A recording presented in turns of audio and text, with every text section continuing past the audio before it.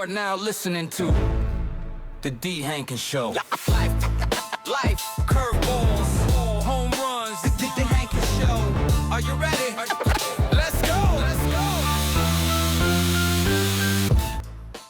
What's up, y'all? Welcome to the Dee Hankins Show, where we take life, filter through the 3 buckets so that you can hit more home runs. When I graduated college, I had my parents threw this graduation party for me. And as we were celebrating, sitting at the table and talking about life, I noticed that my dad was sitting there with this perplexed look on his face. He had looked at me and asked, like, man, how'd you do it? How'd you do it? Despite everything that you've been through, despite foster care, 18 foster homes, abuse, being homeless and all these things, like, how did you do it? And it went back to a question that he asked me during my high school graduation. And that was, why do some do and why do some don't?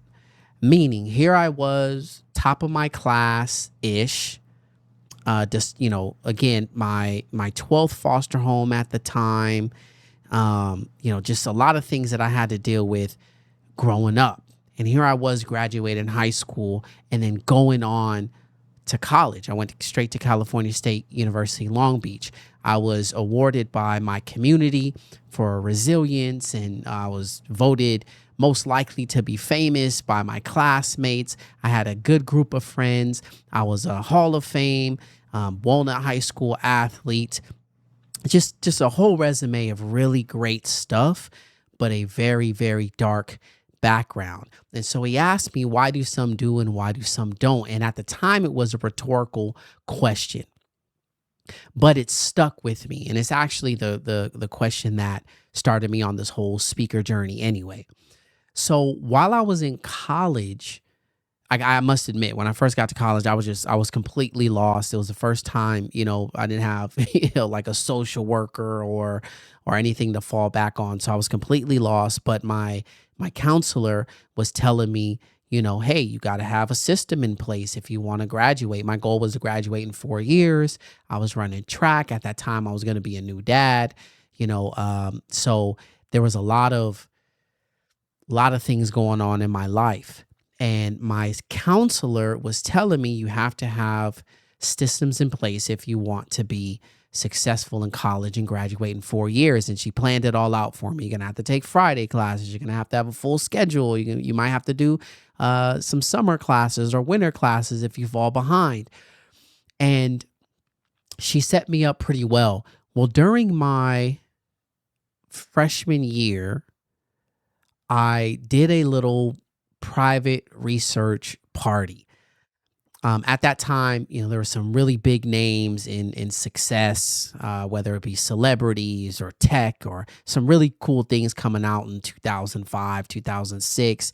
We had just gotten the cell phone a couple years ago, and there was advancements on that. So I did a personal research project and looked up the top 100 successful people at the time. So Forbes comes out with a list of, successful people. There's Success Magazine I was reading back then. I just really wanted to carve, a place for me and how I can be successful in this world after coming out of foster care. And so I was looking at the top 100 people, influential or successful people at the time. And back then it was Oprah, it was Condoleezza Rice, it was Bush, and there were some scientists in there. There were some builders, the Gates were in there. It's just a list of celebrities. Tom Cruise was at the peak of his career then. You had Halle Berry, you had some models, and I just did the research on all these people. I read their stories, I read articles, I watched interviews, and the underlying theme for all of these successful people was they realized it was me versus me, right? They stopped making excuses about their life. They sacrificed whatever it was at the moment. They were committed to their goal, and they sought out, like Denzel talks about, looking for what you need and using it. And then giving back, that was added on later on when I started speaking. But the one thing that really stood out to me was they all had this, I can do this. Will Smith was at the top of the list in that era as well. And they all had this mindset of, I can do this. Now, this reminded me, because I have a student development program. I teach kids how to get their grades up. It's a 6-week challenge, and it's really intense. I'm really in their faces, in regards to that. They can do this, and I teach them this framework. So long story short, I came up with a framework called Win Your Challenges. And the reason why it's called that, I know it's grammatically incorrect, but the reason why it's called that is because all of these successful people had challenges in the way, whether it was family, whether it was health, whether it was competition against someone else, saying no, funds, you name it. So many people had challenges, and what they did is they attacked these challenges one by one, by one, by one, by one. Until ultimately you knock down all your challenges, there's nothing stopping you from reaching your goal. So I dubbed this Win Your Challenges. And last week it reminded me, I was doing an episode with DJ Johnson, and I was talking about this. I was talking about this framework, and we were talking about mindset, where the last step in Win Your Challenges, that framework, is a you can state of mind. And I was really inspired this week to shoot this episode just focused on that. And I was hesitant at first because I know it's super cliche. You can do it. You can do it. You hear that all the time, but it's so true. It is so true. The you can state of mind. You have to believe that you can do these things. So I have an upcoming event. Make sure you guys get your tickets. It's called the Absolute Responsibility Live Workshop. It's going to be a live Zoom. I'm going to teach about the 3 buckets and the core 4. And a part of that is you can. When I teach this, and some of you have commented this as well on other episodes, where you honestly feel stuck. You honestly feel like you have no way out of your current situation. And I resonate with that so deeply. For instance, when I started my journey of debt, before that, many people said, this is just the way it is. You're always going to have a credit card. You're always going to have a car payment. You're always going to have a house payment. You're always going to have these things. It's just the way it is. And I accepted that. And I was just like, hey, you know what? They're right. This is normal. Dave Ramsey talks about it's normal, and it really is. Most people have a credit card, carry some kind of car payment, have a mortgage. They're constantly giving their money away. And so when COVID hit, it was a wake-up call for me. And I realized I was doing this all wrong, and there had to be a better way. And that's, when I talk about, how Dave Ramsey popped up, and I learned that people have paid off their debt. People have bought cars in cash. People have paid off their homes. There are millions of people that are living debt-free. So when people were telling me that this was the norm, I just thought like I couldn't do it. I can't pay off my car. I can't do all this. I can't live debt free. And then it popped in my head. D, you have to apply the Win Your Challenges framework to this debt. Okay. And I started to make a lot of progress, and then my mindset changed. I can do this. I can do this. When you talk about foster care, how many stories have you heard of kids that end up on the streets, end up doing drugs, end up in prison, and all this other stuff? And I believed that I didn't want to go down that path. I believed that I could do something else. I could go to college. I could graduate in 4 years. I could get a degree. I could become a lawyer. I could do all these things. And so this you can state of mind really started to take over my life. And then I started to realize something. It wasn't that I couldn't do certain things. It was that I chose not to, right? And that's what I try to tell people. When we, like in my family, we don't use the word can't. I can't do this. I can't do that.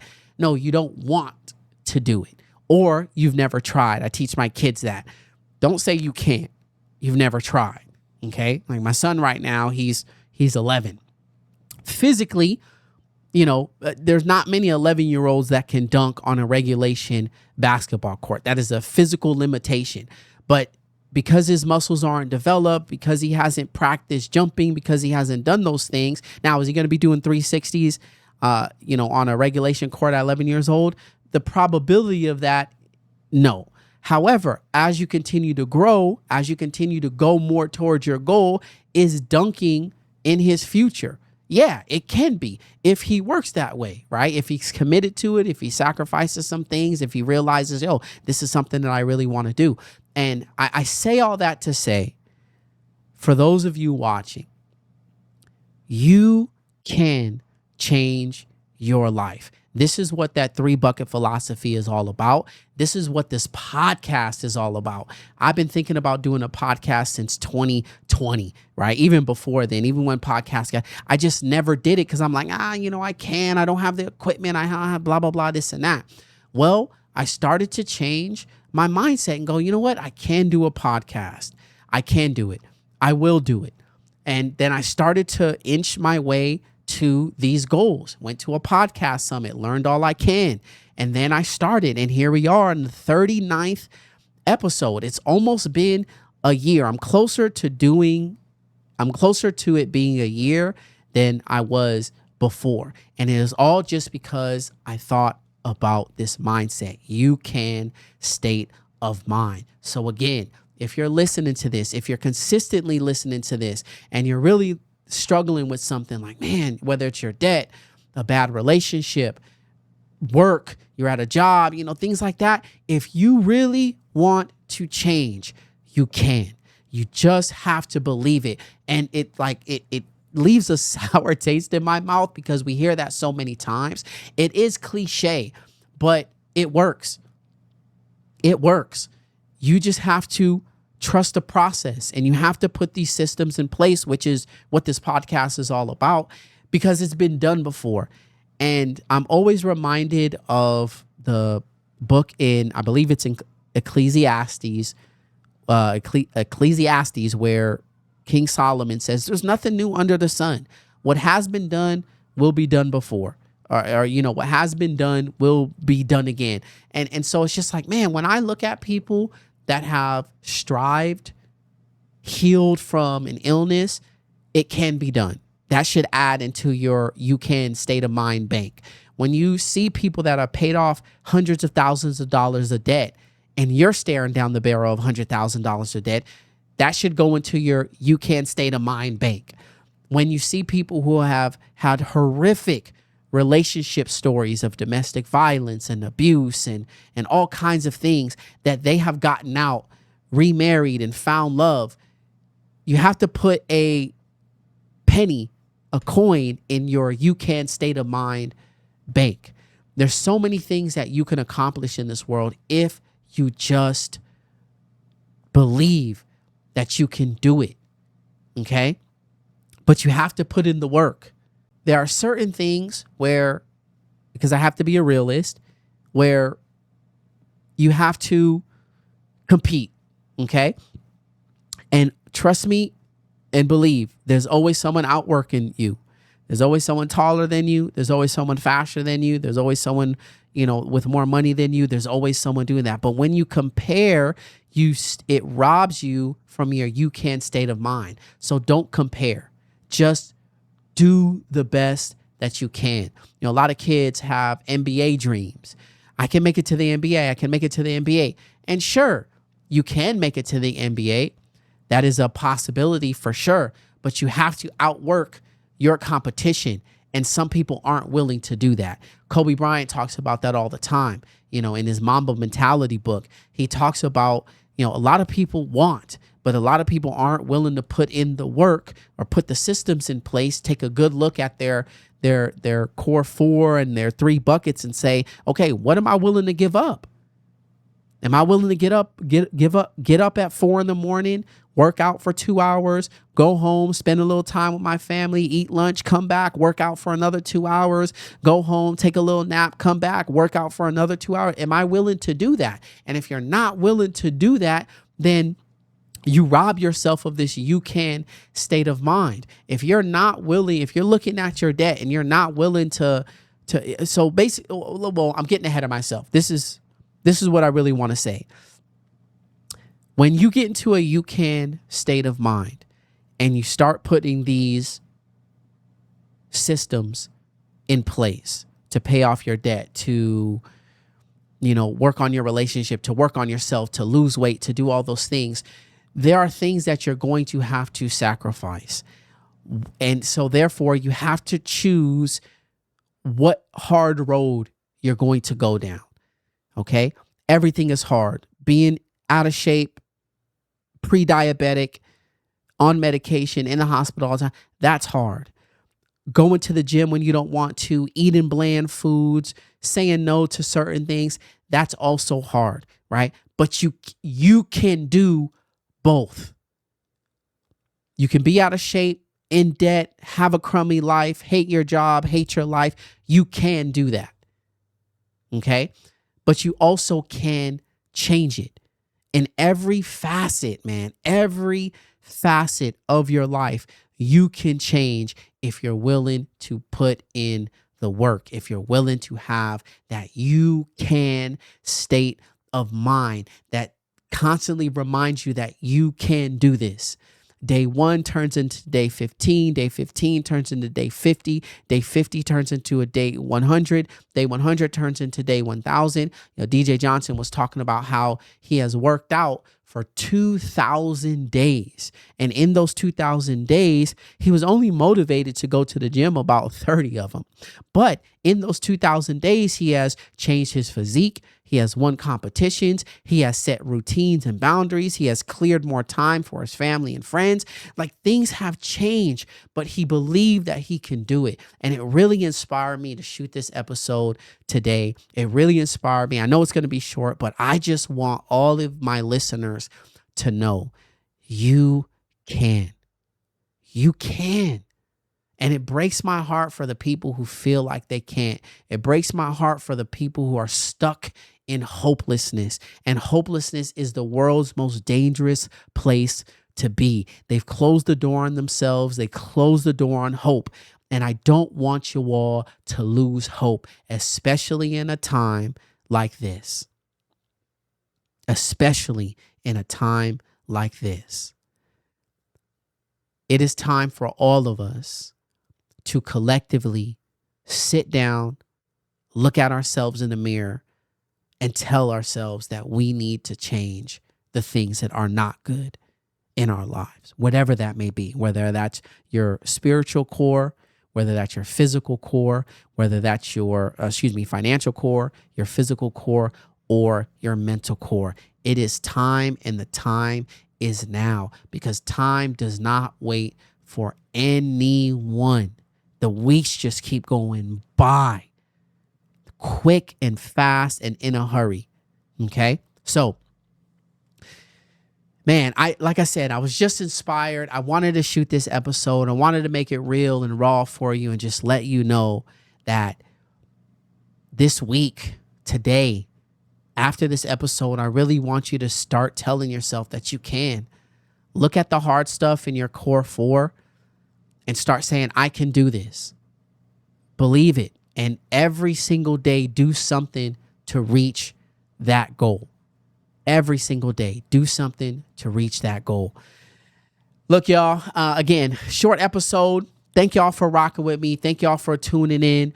Again, I'm having an event on June 24th at 5:30 p.m. I'll leave the link in the show notes.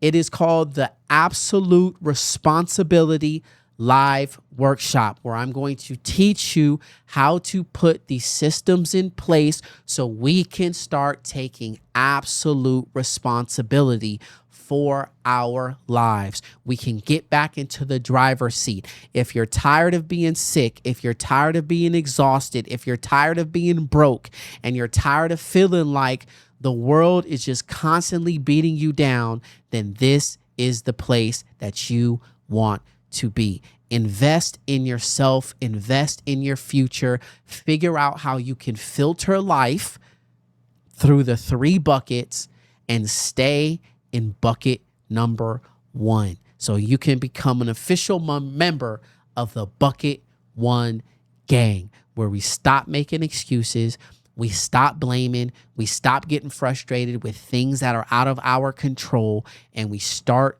to live life the way it was designed to be. Healthy, full of energy, prosperous, and mentally and emotionally in control of our lives, our bodies, and our souls. I believe in y'all, and I got so much love and respect for everybody who tunes in. If this inspired you like it inspired me, share it, like it, leave a comment at the bottom. Leave a comment. What are you struggling with? Has your mind been telling you that you can't do these things? Has your mind been tricking you into believing that you have no control over your life? If so, I want to hear all about it. But more importantly, y'all, I want you to remember that life throws curveballs, but even curveballs can be hit for home runs. You owe it to yourself to get it together. Can't control other people, you can't control the weather. Live in the mind choice bucket where you have full control. Stay disciplined to reach your goal. Life will throw curveballs, but you're not just stand strong at the plate and hit a home